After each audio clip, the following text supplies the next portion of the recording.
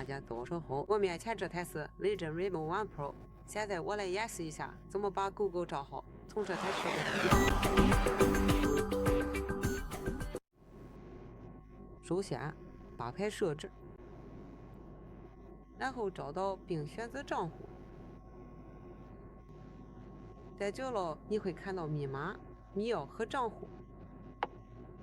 现在选择你想要移除的账号，点击移除账号，确认你真的想这么做，点击确定，然后输入你的指纹或者PIN码，按你喜欢的方式来，然后点击下一步就完成了。你可以看到它已经不再与你的设备关联了。